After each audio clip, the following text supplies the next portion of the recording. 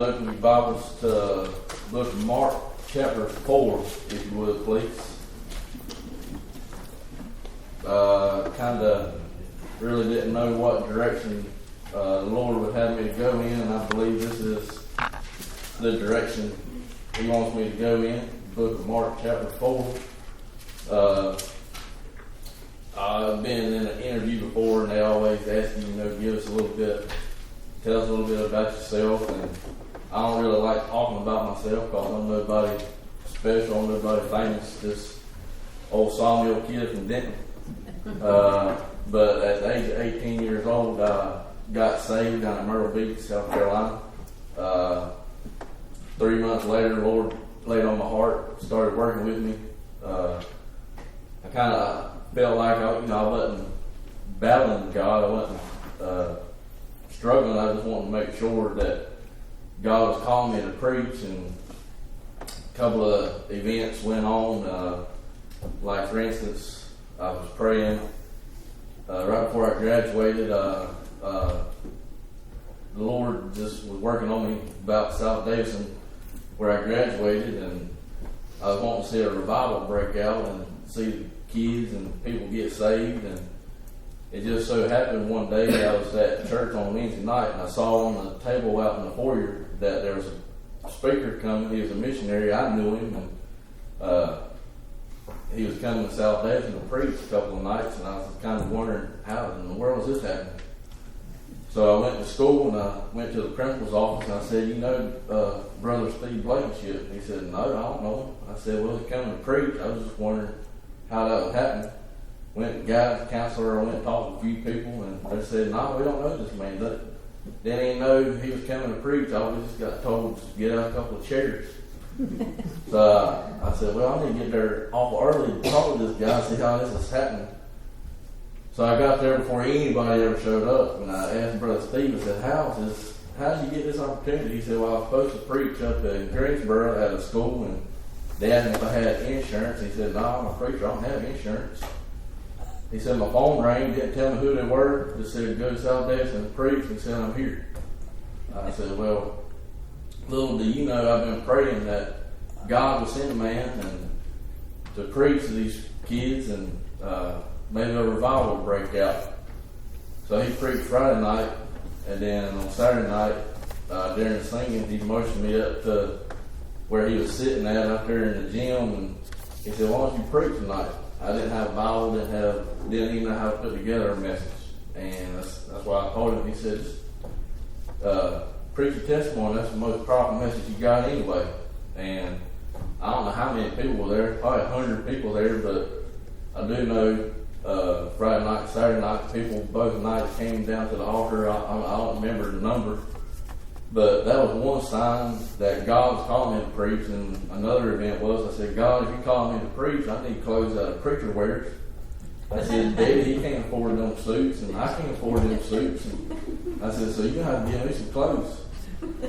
So I went to church one Sunday, and the pastor's mama pulls up in his Cadillac and says, Travis, come over here, I got something for you. So she pops open the trunk, and it's just full of suits and ties. I said, my God.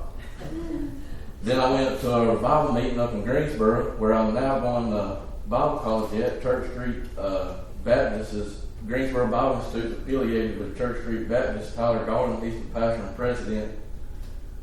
So as a teenager kid, I'm with the youth group, and after the services, he was that man that's out there in the back. He just says, hey, I need to come to the band with me. I don't know this guy, he don't know me. I said, I don't know. I said, I'm going to be. I need to pack some heat or something. I don't know what's going to happen.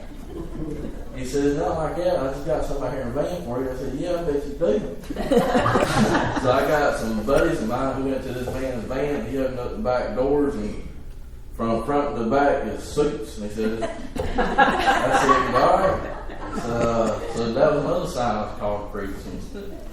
One more sign was pretty obvious. I was sitting about third row from the front on the right side, and at another revival meeting, and this elderly man, he was up in age, he was a missionary, and he was preaching, and he got sharing this story about his son, how he was on his, thought he was going to die, he was on his deathbed, and the Lord was working on him, the Lord was working on his son, and through that time, his son got called to preach. And as he's telling the story, he's walking down, he lays his hand on my shoulder. And while he's telling this story, I was like, I wonder what his son's name is. And he lays his hand on my shoulder and said, my son Travis got called to preach. Well, I think that's pretty obvious.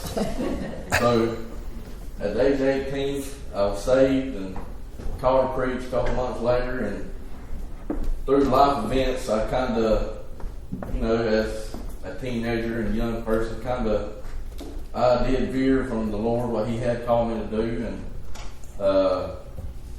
I hate to say it, but I think as an eye-opener, when my father passed away last year, I knew what I was supposed to be doing. I knew that I was called. It wasn't a matter of doubt that I was. And I was telling my wife, I said, I'm going to need to be up there preaching. It's just, if you ever wonder if you're saved or not, you're going to have this battle on the inside of you. And if you don't have that battle, then maybe we need to get together after church and talk about it. But there's always going to be this battle on the inside. And you're always going to there's going to be a struggle going on. And Satan's going to fight you, and God's going to try to lead you in the right direction.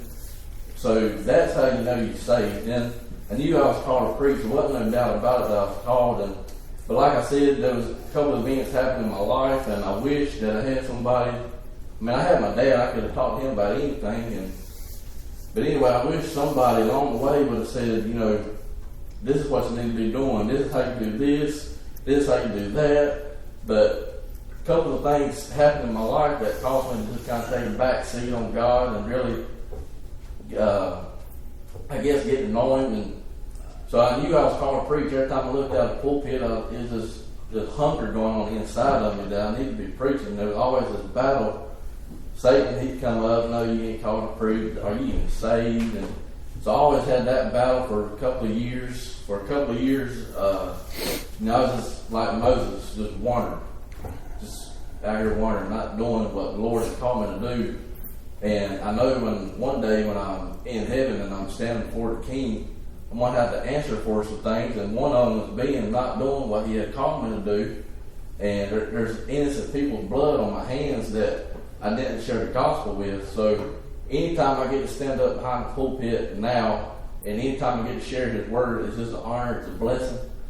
And so I'm thankful for this morning, because it amazes me that God, as mighty as He is, takes a man, allows him to preach His word, His book to man, and just because I know, like I said, I'm nobody special. I'm not a famous preacher, and it just amazes me that God will take a man and to do His work.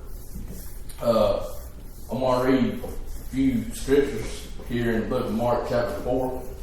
I'm going to begin reading in verse 33 all the way through 41. Anytime I'm at a new place, I remember hearing about this young couple. They was in school, and they'd been seeing each other for some time, and this teenage daughter father said, you've been seeing this boy for a few months, and we need to have him over to the house. Me and your mom need to meet this guy. Y'all going to get pretty serious. She said, okay. She goes to school the next day and says, we're going to get serious. My dad and parents, they all the time quote, they want you to come over to the house and have supper one night. They want you to get to know them get to know you, whatever. And if you don't agree to that, then we got to stop seeing each other. That young boy says, no problem, I'll come over. So they got out of school. That young boy went down to the drugstore and he saw the pharmacy, said, I need a 2-pound piece of chocolate, 3-pound piece of chocolate, a 5-pound piece of chocolate. And that pharmacist says, what are you doing, going to some party? He said, no, I'm not going to a party. He said, I've been seeing this girl and her family, they're just old-timey people. And, after we eat supper and I get talking to the family, we go sit out on the porch swing. If I get to put my arm around her, I'm going to give her that 2-pound piece of chocolate. She gives me a kiss on the jaw, I'm going to give her that 3-pound piece of chocolate. And she gives me a kiss on the mouth, and give her that 5-pound piece of chocolate. And that pharmacist says, that sounds like a pretty good idea. So 6 o'clock came, he knocks on the door, and that young girl enters the door, and he looks through the door, and he saw a feast laid out on that table. he saw chicken and cream potatoes and gravy, and I mean, just a meal. So they go sit at the table, and that father asked that young boy, why don't you say the blessing over the meal? And I mean, he started praying. It sounded like some old-timey North Carolina mountain preacher. I mean, he started laying it down. He was running through the house. He was praying so hard he ruptured his hernia. I mean, he pulled a muscle in his back. He was praying so hard. So when he got done, he said, amen and amen. And that daughter says, my, I didn't know you were so spiritual. And that young boy says, my, I didn't know your daddy was a pharmacist down at the drugstore.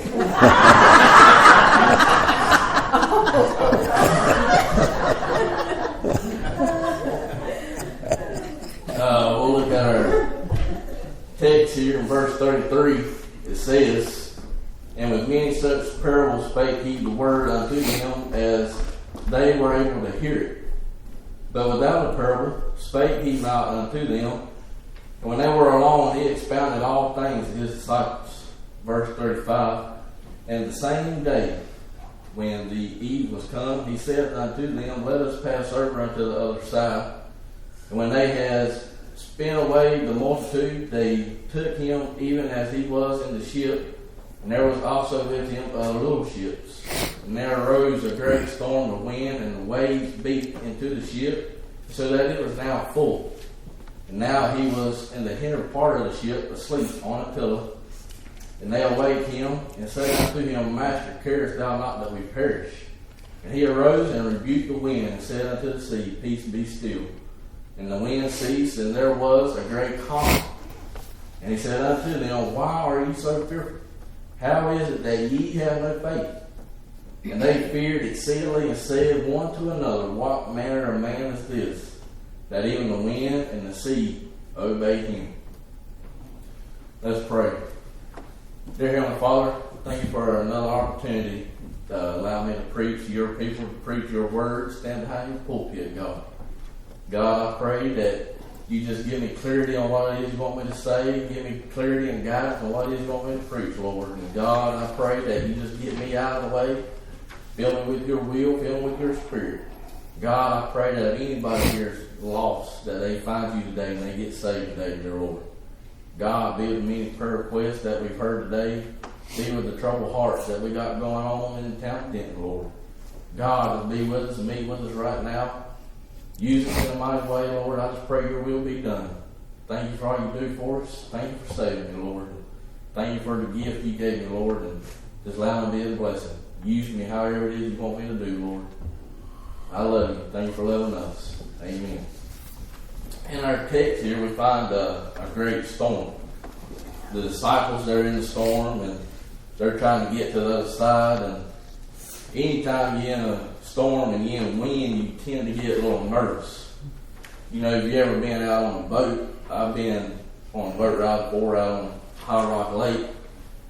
And I remember one time with my stepdad and mom, and the boat ran out of gas. And we were headed back, but we didn't make it. We had to get towed in, and out in the distance I saw the storm coming. So I knew how far away we was from the house, and this storm coming pretty quick. So anytime you're in a storm, you know, too much wind, you get nervous. Not enough wind, you're going nowhere. My stepdad and his dad, my step-grandpa, they can go fishing all day long, not catch nothing but a sunburn, and be happy. Me and my dad, we go fishing. If we're not catching something within minutes, you know, we're trying to go to another spot. And if we run out of little Debbie snacks and Diet Mountain Dew, then it's time to go to the house. But too much wind, you're nervous. Not enough wind, you're not going nowhere. Me and my dad, we done a job one time, and we met this man, and the man didn't think that my dad charged him enough on the job. He said, any of y'all take flights? Did y'all fly anywhere? And I said, I'm in Indiana for a few years, and I said, I might need a way back home. He said, anytime you want to fly, just call me up and I'll get you home. So this particular time I was flying, you know, turbulences and stuff really didn't bother me or anything. I had earbuds in my ears, and just one time we was in a storm and the plane was trying to get above it, and I was getting a little nervous, and I'd look outside and I see flashing going on, and all the blinds on the plane thought I was getting their picture made. But anyway, I was a little nervous, and this lady sitting beside of me and began talking to her, and she wanted to know what I was doing. I said, I'm going back home, I'm going to preach a couple of weeks and pray for me. She's like, whoa, I don't go to church. I don't believe in God. You stay on your side, I'll stay on mine. I said, okay, you must be a Baptist. But we was getting through that storm, and that girl, we hit some turbulence, and the storm got pretty rough, and that girl popped that earbud out of my ears and said, hey, you come about that God stuff. I said, nah, you all right. You told me to stay on my side, you stay on your side, we'll be all right. She said, no, you need to tell me now. We need to do business now. So I thought God has a sense of humor. No wind, you go nowhere. Too much wind, you get nervous. In verse 33, we see, it says, and with the parable spake he to the word unto them as they were able to hear it. And verse 34 says, without the parable spake he not unto them, and they were alone, and he expounded all things to his disciples. Let me say real quick, in the way of introduction, we need to be able to hear what he has to say. In verse 33, it says, as they were able to hear it. Understand this, that every one of us in here today is at a different level in our Christian life. I'm going to get things that you may not get, and you're going to get things that I may not get. They say the attention span of a person is 3 to 5 minutes, and that's probably why I failed every grade that I had. Made straight E's, amen. But he gave it to them as they were able to hear it. We need to pop the earbuds out of our ears so that we can hear what he has to say. I've been reading and studying on the guest room and the guest chamber, and I didn't know if God might want me to preach that, but anyway, the guest chamber, if you read that story, the disciples and Jesus, they're getting ready to prepare the last meal, and they go into the guest chamber. So we need to have a guest chamber in our lives. That guest chamber is where we develop that relationship with God. That guest chamber is where he speaks to us. Standing up here is not where I'm closest to God. Singing in the choir is not where we're closest to God. When we get in that guest chamber, and God's expounding to us all things as he does the disciples, as we'll see here in our text. First off, we need to find that guest chamber, where it is that we can turn off the radio, turn off politics for a little while, turn off whatever it is we got going on in our lives, and allow God to come in and speak to us so he can teach to us and expound to us all things. I've often wondered, did Peter hear something that James didn't get? John get something that Mark didn't get? I don't know the case, I wasn't there, but he expounds and teaches to them all things. Then he says when they were alone. Getting along with Jesus Christ is the most precious time. Getting along with Jesus Christ is a sweet time. Getting along with him is a wonderful time. And we need to get along with him. We need I remember me and my dad would be out riding around, maybe groundhog hunting somewhere. That's when me and my dad really got close to each other. And the same thing needs to happen with us and God. We need to have that time where we say, look, we cut off the world, we cut off our cell phones, and we get in the book, and we get with God. We got to daily walk with God. We got to daily read this Bible. We got to daily pray. We got to daily study this daily thing. If the only time that we're opening our book, if the only time we're reading our book is coming to church, then we got some checking up we got to do.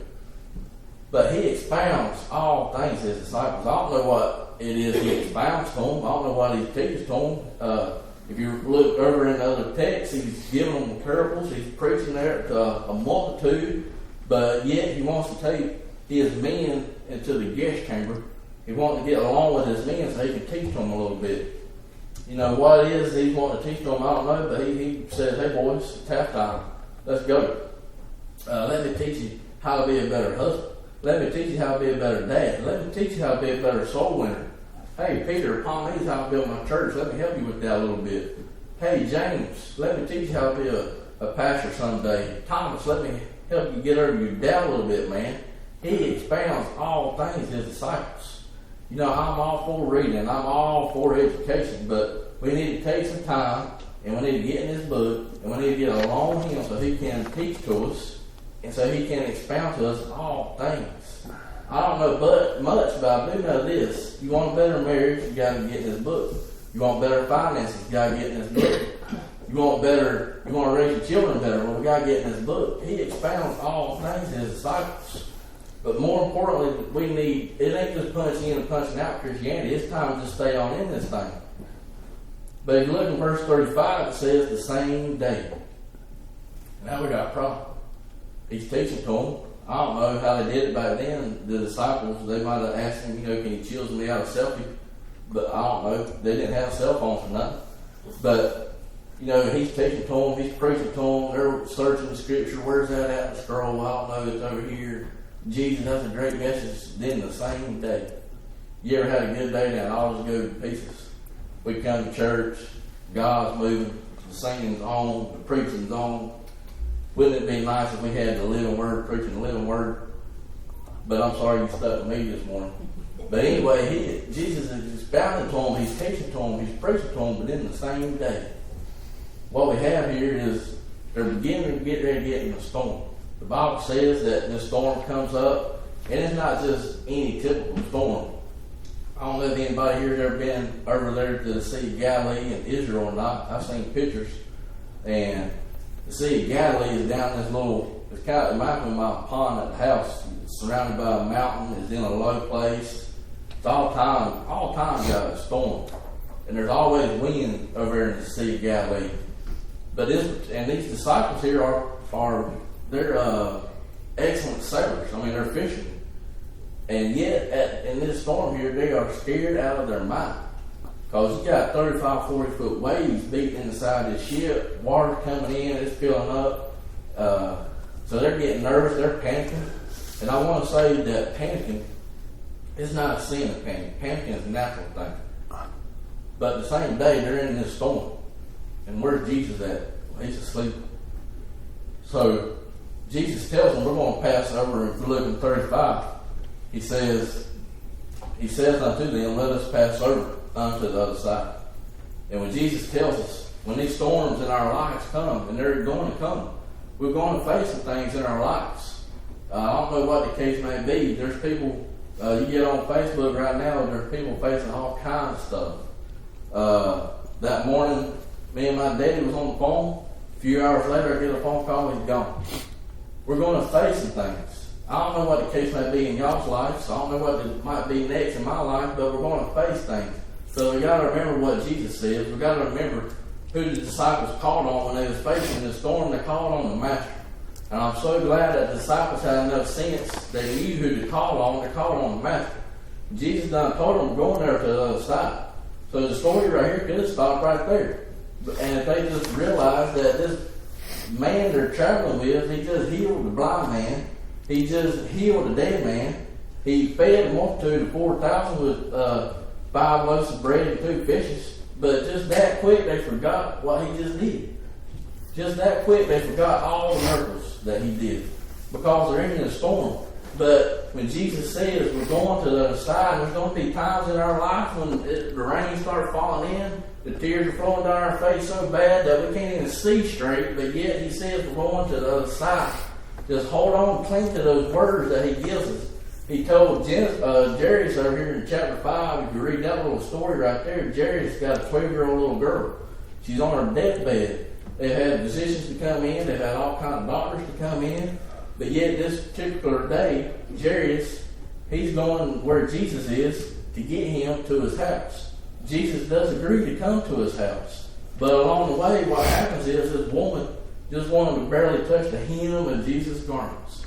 And he stopped right there in the middle of this crowd, and Jairus, he starts stressing out. You know, what are you doing, man? My daughter's about to die. I need you to come on. But Jesus told Jairus, when Jairus found out that his daughter passed away, he said, they told him, why trouble the mouse ready for? Jesus heard those words and he says, be not afraid, only believe. So when the storm of life comes in our lives, be not afraid, only believe. God, these bills are piling up. I got unexpected bills coming in. Be not afraid, only believe. God hasn't seen nobody saved in weeks. Be not afraid, only believe. I don't know how to put together a message. Be not afraid, only believe. When he says we're going over to the other side, that's all we got to focus on, because we're going to the other side. Amen. So, I want to say the wind that these disciples were facing, winds will test your character. Paul says in Timothy, don't be moved by every wind or doctrine. Study the scriptures. Study it for yourself. Don't be moved by everything you hear. Some Christians are like, oh, this is what we believe now. That's great. Thank you for telling me. Oh, this is what we believe now. Oh, that's great. Thank you for telling me. No, study the scriptures. Find out what it is yourself. Because God's going to give you things that He won't give me. Because we're all on different levels. The winds will test your character. Then the waves will test your commitment. We're good as long as we got security. We're hanging on tight. Water's in the boat. The Bible says now it's full. Now we got a big problem. We got water in the boat. And I got enough sense to know that the water's supposed to be out there. It's not going to be in here. This water's coming up. It's field covered up. Now the water's covered her Stacey Adams sandals, so to speak. So the water in the boat is going to test who you're going to call on. Call on the master. I'm so glad they had enough sense that they called on the master. So you got the wind, test your character. Waves going to test your commitment. The water's going to test who you're going to call on. All that was introduction. I'll give you the message. My introduction is always real long, but my message is real short. So a couple of points here is, number one, panic of the sailors. I want to say panic of the sailors. Panic is a natural thing. Back when we had all them hurricanes, me and my wife, we moved down from Tyro into my dad's house. When we just bought a house in Tyro, and now we're having to pack up and move back down here. And when we had all these hurricanes, my wife, she was at her mom's in Oxdale, and I was down here at the house, and she called me up and said, you need to pack your bag and get the dogs to come up here. And no. I said, we're going to be fine. She says, Travis, they're evacuating, Dick. I said, well, I don't know what all the fuss is about. We've had rains and winds before. So she's panicking, but I'm fine.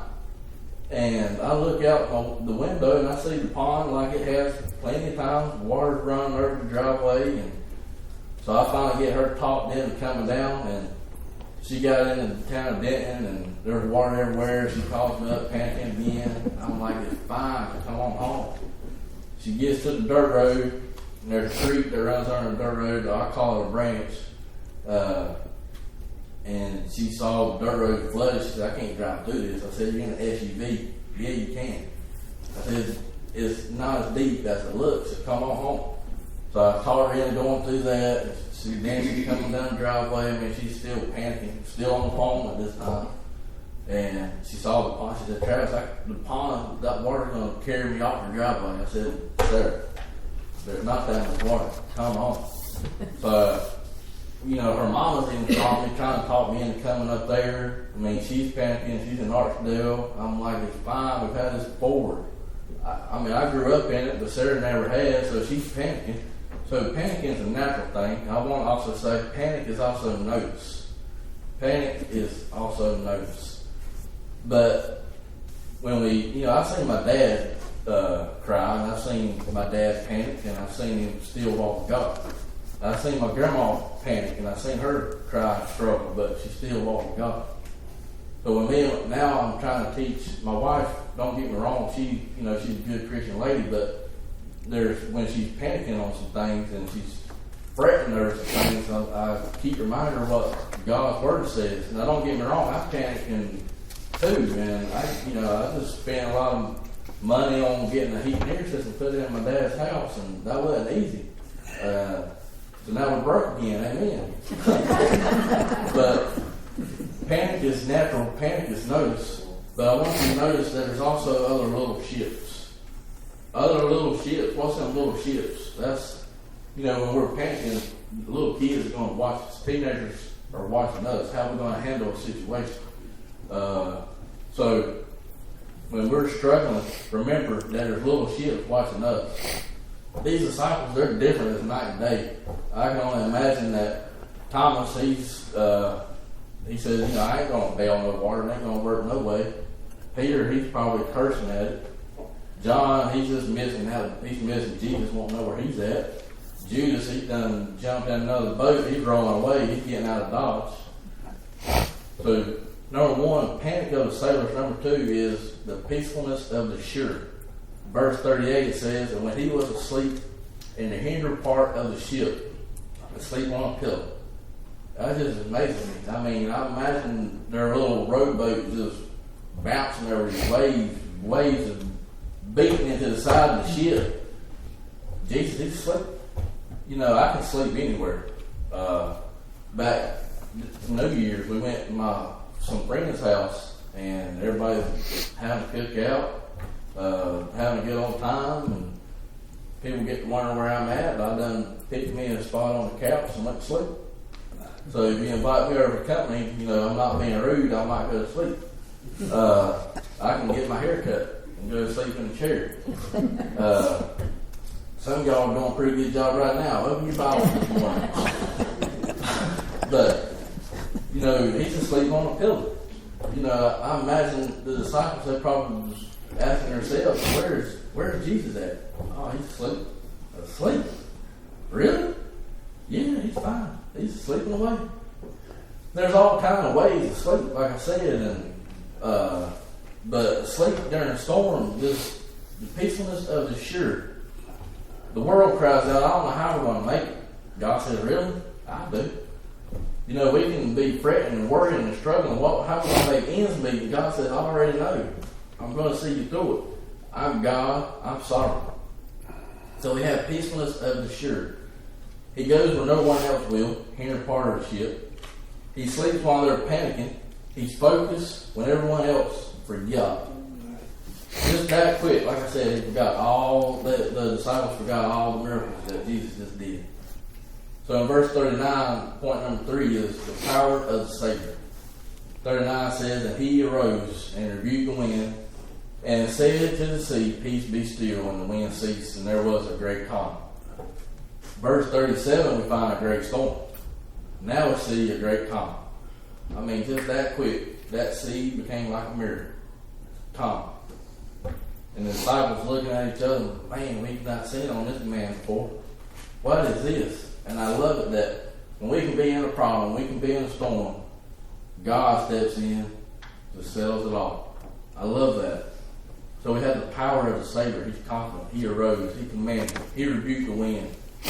And you have a great calm. In conclusion, verse 40, Jesus does speak to the disciples. He says, why are you so fearful? How is it that ye have no faith? And they feared, exceeding one to another, what manner of man is this, that even the wind and the sea obey him? Like I said, I believe it was probably Peter who woke Jesus up.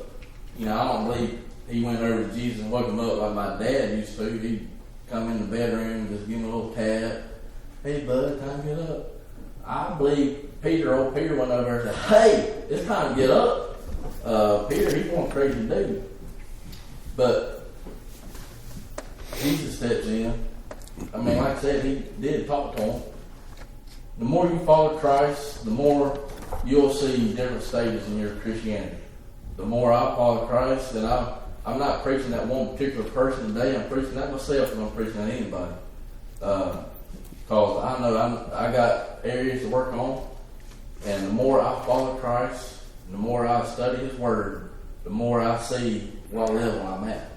I don't believe we're at that bottle feeding stage, but we're all on different levels. And I want to say, give room for people to grow. Allow grace. So I believe that when the disciples saw Him feed the 5,000, they stepped back and say He did it again. I believe when the disciples saw Him heal that little girl, over there in chapter 5, there's this little girl. When He did, He did. She passed away. She's gone. She checked it out. And Peter and James, they're outside, and, they're like, man, I don't know what He's going to do. And here comes the damsel walking out. He did it again. Just by way of closing, when they saw Him calm the sea and rebuke the wind, and they were fearful, and they asked each other, what manner of man is this? He'll save you today so fast he'll make your head spin. But if you're here, you might be a first-time visitor or a long-time church member. He'll save you today. Maybe, you like myself, you forget things that he's done for you in the past. Why not get where you need to get today? Same God I'm preaching about today, the same God that helped Moses lead the multitudes out of Egypt on dry ground. The same God I preached about yesteryear is the same God I preached about today. He can do it again. I remember hearing the story.